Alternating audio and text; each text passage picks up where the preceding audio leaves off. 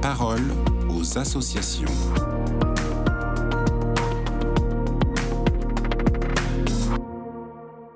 Bonjour à tous, bienvenue dans la parole aux associations. Aujourd'hui, je suis avec Aude Dugas. Bonjour Aude.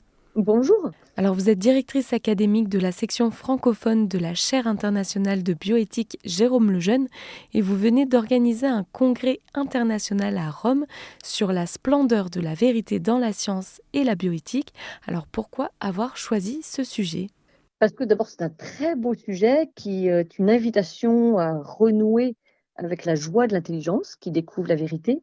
Et puis, c'est un sujet qui a une dimension très pratique, puisque la question de la vérité est non seulement une question qui se pose sur le plan spéculatif, mais qui est nécessaire sur le plan de l'agir, donc celui de l'éthique. S'il n'y a pas de vérité, à quoi peut-on se référer pour juger de la bonté d'un acte ? Donc tous les thèmes que nous avons abordés dans ce congrès sur la loi naturelle, l'objection de conscience, même la question de l'apparition de l'homme sur la Terre, la question du gender, ont été reliés par ce fil rouge. Existe-t-il ou non une réalité que l'intelligence peut saisir ? Et s'il existe une vérité, dans quelle mesure elle s'impose à nous par l'intermédiaire de la loi naturelle, et surtout, elle nous permet de grandir dans la joie de sa découverte et dans la joie d'un agir qui est conforme à cette vérité. Donc c'était une invitation vraiment à une réflexion même très concrète sur l'éthique contemporaine. Alors, ce congrès a donc été organisé à Rome par la chaire internationale de bioéthique Jérôme Lejeune. Est-ce que vous pouvez nous parler de la dimension internationale de ce congrès ? Oui, c'était un des points forts du congrès qui réunit près de 400 participants du monde entier, vraiment de tous les continents. Et parmi les orateurs aussi, ils nous viennent de tous les pays, ils sont les meilleurs spécialistes dans le monde sur les sujets.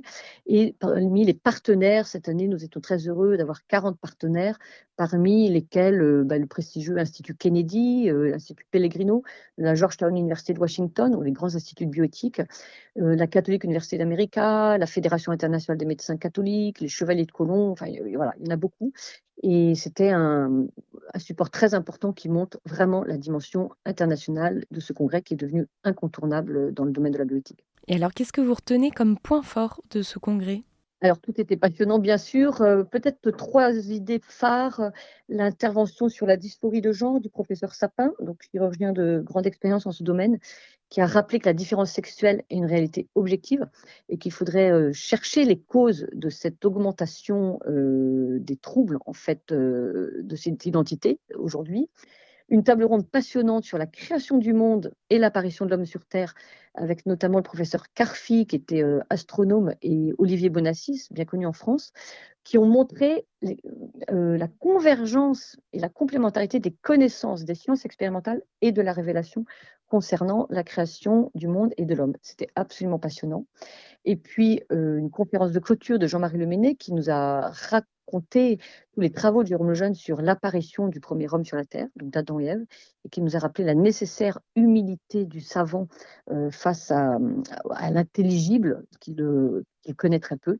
Et bien sûr, en clôture, la grande joie d'avoir une lettre de félicitations et d'encouragement du pape Léon XIV, qui nous a fait cette surprise et qui nous a bien sûr réjouis.